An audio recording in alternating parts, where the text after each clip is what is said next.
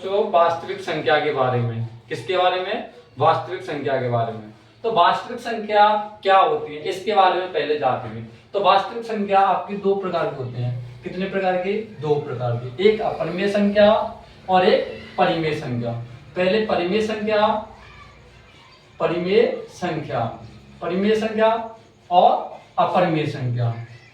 अपरिमेय संख्या, परिमेय संख्या किसे कहते हैं और अपरिमेय संख्या किसे कहते हैं? परिमेय संख्या उसे कहते हैं जो P अपॉन Q के रूप में लिखी जा सके। किसके रूप में? P अपॉन Q के रूप में लिखी जा सके, परिमेय संख्या होती है। पर लेकिन Q बराबर 0 नहीं होनी चाहिए। Q is equal to not 0। कहने का मतलब जो हमें P अपॉन Q के रूप में लिखी जा सके, लिखी जा सके, लिखी जा सके, उन्हें हम परिमेय संख्या लिखी जा सके, उन्हें हम क्या बोलते हैं? परिमेय संख्या कहते हैं। पर लेकिन Q नॉट इजिकल टू बराबर 0 नहीं होनी चाहिए। Q बराबर 0 नहीं होनी चाहिए। जैसे मैं बात करूं कि जैसे मेरा 2/0, एक ये कैसी संख्या हो जाएगी? अपरिभाषित संख्या हो जाएगी। कैसी हो जाएगी? अपरिभाषित। क्योंकि जब मैं जीरो का किसी नंबर में भाग लगाऊंगा तो अपरिभाषित नंबर बन जाएगा। क्योंकि अगर मेरे पास 0/2 है फिर भी ये कौन सा नंबर है? परिमेय संख्या है। ये कौन सा है? परिमेय संख्या। ये परिमेय संख्या है, पर ये परिमेय संख्या नहीं है। ये कौन सा नहीं है? परिमेय संख्या नहीं है। परिमेय संख्या का मतलब है P अपॉन Q के रूप में। अगर हम 2/0 लगाएंगे, इसका भाग इसमें देंगे तो अपरिभाषित हो जाएगी, इनफिनाइट नंबर लगेगा, है ना। अगर हम 2 का भाग 0 में लगाएंगे तो 0 रहेगी। कहने का मतलब 2/1 भी कैसा नंबर है? परिमेय नंबर है। पर हमें अपरिमेय नंबर को जैसे √2, √5, √3, जिसका फिक्स मान नहीं होता है वो आपका कौन सा नंबर होता है? रूट के अंदर आती है संख्या, और कहने का मतलब जिसका मान ही फिक्स नहीं लिख रहे। अगर मैं बात करूं √4 एक परिमेय संख्या है तो ये अपरिमेय संख्या है, परिमेय संख्या है। कौन सा है? ये परिमेय संख्या है। क्योंकि अगर इसके फैक्टर करेंगे तो इसमें बाहर लिख रहेगा कितना बेटा? 2 बार लिख रहेगा, तो कहने का मतलब ये पूर्णांक संख्या। तो परिमेय संख्या को भी हमने कितने भागों में बांटा है?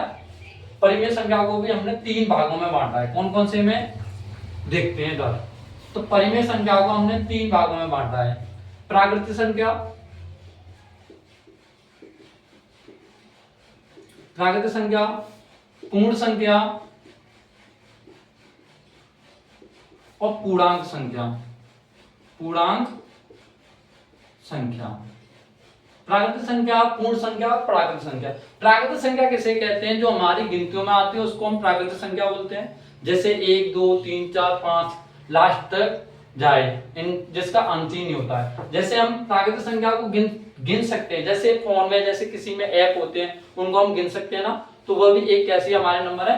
प्राकृतिक संख्या है। लेकिन पूर्ण संख्या कहां से प्राप्त होती है? 0 से स्टार्ट होती है। 0 1 2 3 कह सकते हैं कि प्राकृतिक संख्या में 0 जोड़ने से ही हमारे पूर्ण संख्या प्राप्त हुए। लेकिन पूर्णांक नंबर हैं तो 2 प्रकार, पूर्णांक नंबर है 2 प्रकार से होते हैं। एक धनात्मक और एक ऋणात्मक। एक धनात्मक और एक ऋणात्मक। जैसे बात करें 1 2 3 4 डॉट डॉट डॉट अनंत। एक 0 भी एक पूर्णांक संख्या है, और ये -1 -2 -3 डॉट डॉट बहुत सारे नंबर, ये हमारे कैसे हैं? पूर्णांक संख्या है। अगर प्लस में भी है माइनस में भी तो भी पूर्णांक है। जितने भी हमारे नंबर होते हैं ये हमारे कौन से? परिमेय संख्या बोलते हैं हम P अपॉन Q को। पूर्णांक नंबर 0 से धनात्मक होंगे और ऋणात्मक भी होंगे। पूर्ण संख्या 0 से स्टार्ट होती है। प्राकृतिक संख्या 1 2 3 गिनतियों में जो आती है हमें गिनने में 1 2 3 4 डॉट डॉट जो गिनतियों में बोली जाती है उनको हम बोलते हैं प्राकृतिक संख्या। क्या बोलते हैं? प्राकृतिक संख्या। तो प्राकृतिक संख्या क्या होती है? मालूम पड़ा?